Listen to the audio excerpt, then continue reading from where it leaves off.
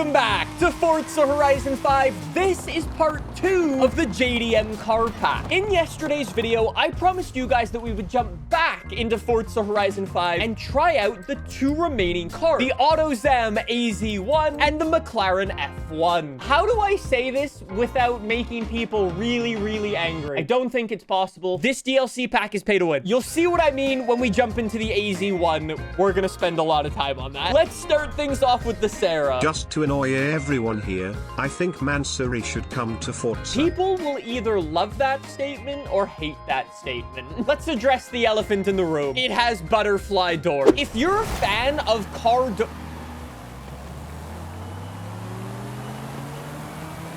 That is the slowest accelerating thing I have ever seen. I've been overtaken by a goddamn reliant robot. How did this inspire the McLaren F1? It certainly wasn't the performance, was it? If you're a fan of car doors, boy, do I have good news for you, because you're about to get your car door fun facts fill for the year. Obviously, they are gull wing doors, or I guess technically they are butterfly doors, essentially. And here's the coolest part about them. If I open up photo mode, the entire door is made of glass. That is a curved piece of glass to go up and around the top of the car. I don't even want to begin to imagine how much it costs to replace one of those. In real life, you can buy one of these things for anywhere between $5,000 to about $15,000. I think it would genuinely be cheaper if you damaged the glass on the doors to buy an entirely new car than fix the glass on the door. Yeah, okay, so all of chat's calling it the Toyota fish tank and the Toyota greenhouse. Yeah, you are correct. It was actually kind of a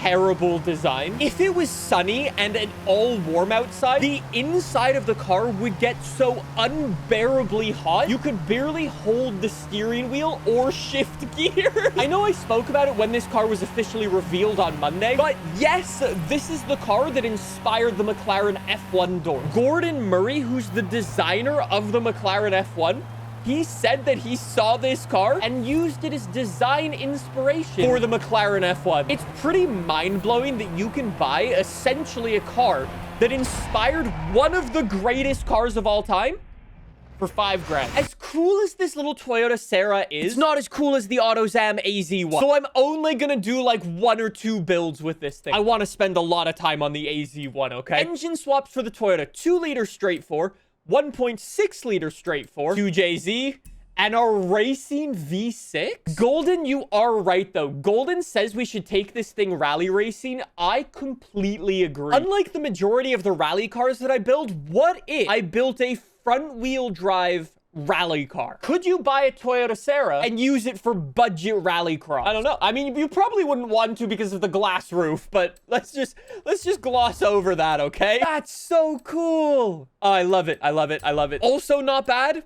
Not bad at all. Then I need some rally racing tires. We do have some engine spacers. Those look simply lovely. I am impressed with the size. I guess we also don't need full-on race brakes. I'm just gonna go for the sport brakes again. We do have drift suspension. Oh my god, this thing with drift suspension looks so cool. Weight reduction removes, oh my god, only 300 pounds. I guess that's what happens when you work on a tiny little minuscule car like this. Last but not least, let's get a little bit of extra horsepower. We weigh 1,800 pounds, 570 horsepower. Last but not least, before we go and ruin this car by no way. Advanced painting options. Okay, so group number 1 is the main body of the car, and group number 2, where is that gonna be? No way. It's the roof trim and the trunk bit. Okay. Carbon fiber. Away we go. Our mac and cheese McLaren F1 wannabe. Launch control off the line, and then a lot. All right, that's embarrassing. Okay, the Reliant.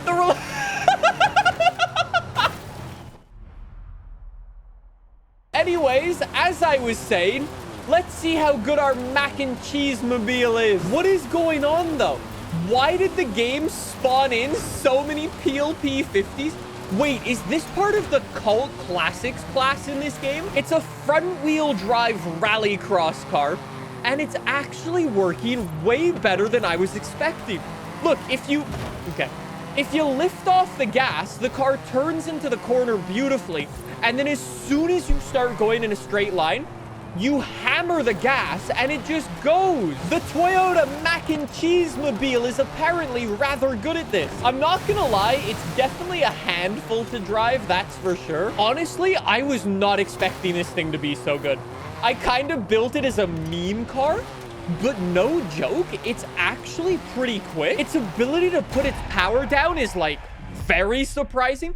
It only struggles in the corners because front wheel drive, but awesome car. Somebody says this is the car that screams, I wanted a sports car, but my wallet said reliable and practical. So we compromised for weird and tiny. I said I was gonna drift every car. I'm going to drift every car. Drift suspension goes on. Not a chance am I doing it front wheel drive. We've been there. Done that. Usually doesn't go well. 600 horsepower drift car. I'm not going to change anything with the engine. Come on, little Sera. Sub 2,000 pound drift car. Into the zone we go. Oh my god, it's so nice to drive. I forgot. I guess recently in Forza Horizon 5, we've been drifting a lot of like bigger cars and more modern cars. I forgot what it was like to drive something that's so light and so agile and just so nice to drive. It really takes me back to when I learned how to drift. The time of using like the Nissan 240, the little AE86s and so on. It really does remind me of that in the way it drives. This is so good. It's on fire. I think I might know something that'll be even more fun. Just hooning it about. Chucking 360s and having a fun little chuck around car. What I'm about to say is without a doubt a hot take, except I think completely justified and accurate. I think this is the worst car in this DLC pack. However, it is still without a doubt a massive thumbs up. And I think that says something about how straight up good this month's DLC pack is. Let's go back to the festival. We have one more car to try. It's not every day we get a brand new manufacturer in Forza Horizon 5. This is the Autozam AZ-1. I call it a new manufacturer. It's actually Mazda, but we can gloss over that. I know it only has 63 horsepower. Let me tell you why this thing is so goddamn cool. As per usual, this wouldn't be an AR12 video without any fun facts about the fantastic little AZ-1, and I really do mean little. This is a Japanese K car. After World War II, Japan wanted to kind of, what's the word? Push, promote, invigorate. They essentially wanted to incentivize people to buy Japanese cars. At the time, after World War II, a lot of people didn't have too much money, and Japan realized that a lot of people were just going out and buying motorbikes. So Japan started this new category of car called K car. If you purchased a K car, you could basically like register them or like pay less tax on them in Japan, basically making them usually a better buy for people than going out and buying a motorbike. To be classified as a K car, these manufacturers like Autozam had to follow a strict set of rules. So these are the rules that the manufacturers had to follow. So the maximum length was 3.3 meters. The maximum width, 1.4 meters. They could only have a maximum of a 660cc engine and could maximum have 63 horsepower. So these manufacturers had to follow all of these rules. The vast majority of K cars that were produced were mainly like budget-friendly point A to point B destination cars. Except there were a couple of K car sports cars. And the Autozam AZ-1 is without a doubt the most desirable. It is mid-engine, rear-wheel drive. Nowadays, if you want to buy one of these, if you live in the state, either you've got to go to Japan, import one of them, or you've got to pay around $25,000 US to get one of these things. I think they're going to get more expensive as time goes on. I'm pretty sure this thing uses a motorbike engine from an old Suzuki motorbike. Do you want me to let you in on the craziest thing about this? It's got gull-wing doors. That's not even the crazy bit that I was going to tell you. What if I told you that the little Autozam AZ-1 was the second fastest drag car in Forza Horizon 5? And what if I also told you it can do over 290 miles an hour.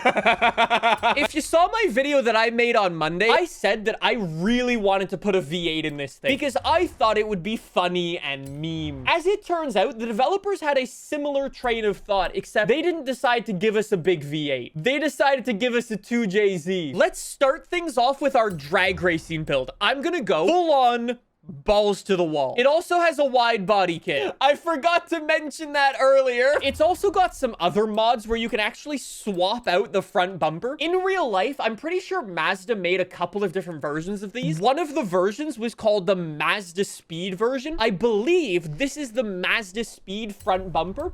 We can also get the Mazda Speed... Oh, sorry, there's the Mazda Speed rear wing. Oh my god, look at what it does to the hood. Oh my god. It has proper little customization. Since we're going to be going for a fully maxed out drag car for our first build, let's not do the hood. That adds extra weight. No hood for us. Let's go no rear wing. We need to have as little drag as possible for the top speed. Drag racing tires. We're already 10s for acceleration and our launch.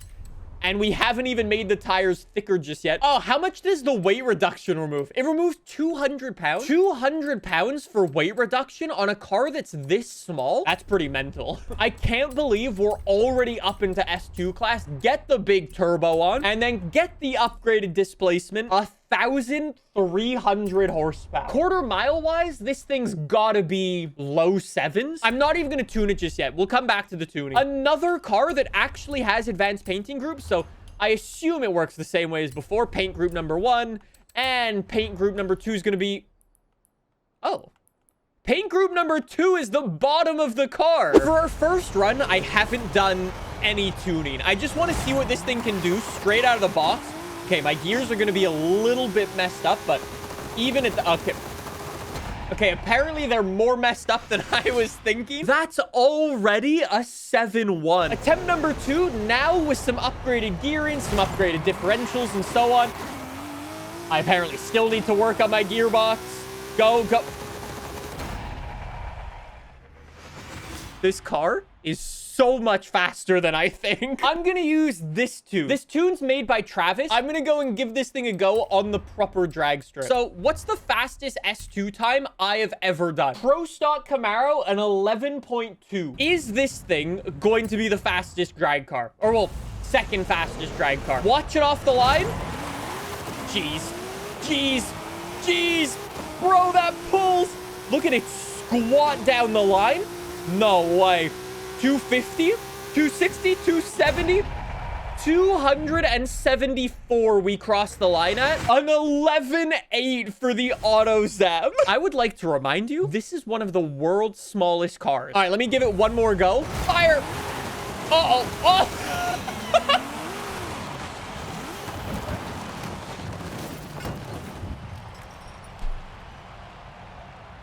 I think we've already established that this is a pretty quick car off the line, but it's also a very, very quick car in a straight line top speed. Providing you can actually control the thing. It's a little bit on the light side. It's a little bit wiggly. 285. Make it 290. Watch out for the... Jeez. Traffic. I do not remember the last time we drove a car that was this... Ah, get ready to go down the hill. 290. Come on, here we go. Down the hill. 292. 293. 294. Come on, one more. One more. One more. Oh, 294 miles an hour. Is that the third fastest car in this game, top speed-wise? I'm pretty sure the Koenigsegg just goes the fastest. The Hennessy F5 is the second, and I think this is the third. Nathan says it seems like this car would be great for A-Class. Exactly what I was thinking. Let's keep it rear-wheel drive. Now we can actually get some of those cool body mods. Very nice. Mazda Speed rear wing. After all of that, our build is ready. 233 horsepower, 1,400 pounds. Wannabe 787B, 230 I forgot I had traction control on. Traction control is actually going to be lovely for this thing. I think the traction control is actually going to be mega helpful. Okay, it's still very slidey. Just because it's got traction control doesn't mean it can't slide. And boy, is it showing us that now. Oh my god, it's lovely. I do wonder how much of a death trap this thing will be when fully maxed out. As soon as we throw that 2JZ in, are we just gonna crash? Oh my god, look at it. It's a proper little race car. This is so sick.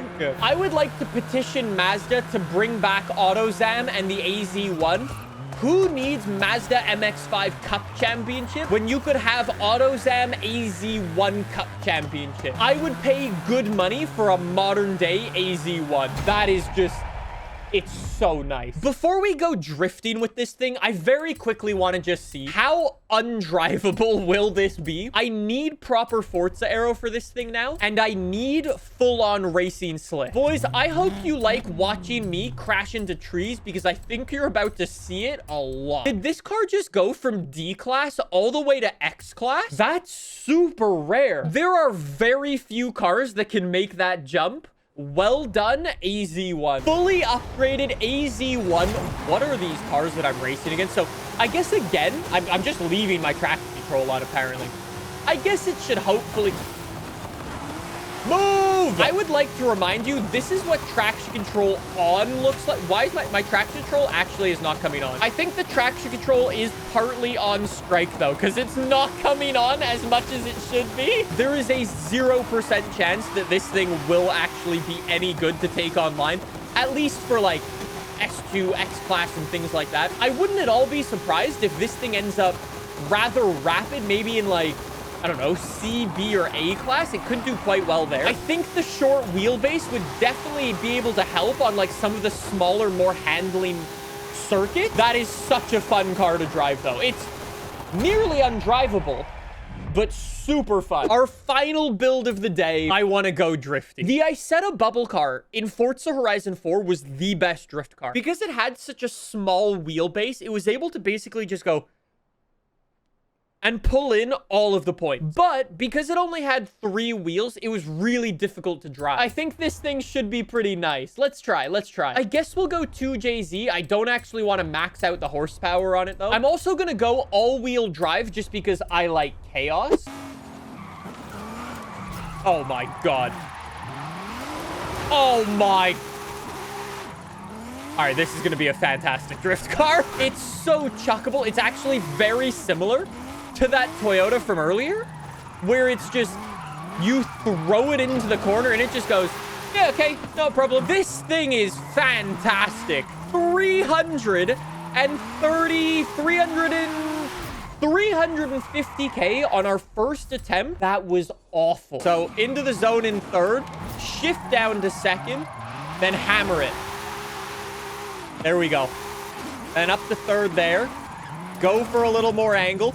It's honestly so scary to go for more angle with this car, just because I know it could snap at any second and ruin our run. That's the thing. It's so smooth. It genuinely floats through the corners. It's like butter. It is like driving a stick of butter. That is not something I bet you expected to hear when you clicked on this video, I'll be honest. 300K already, and we've still got 500 yards to go. This actually might be the new PB right here. Hold it through here. Hold it through here. Go for the angle. Go for the angle. 370. Oh my god, this is a new PB. This is 400K.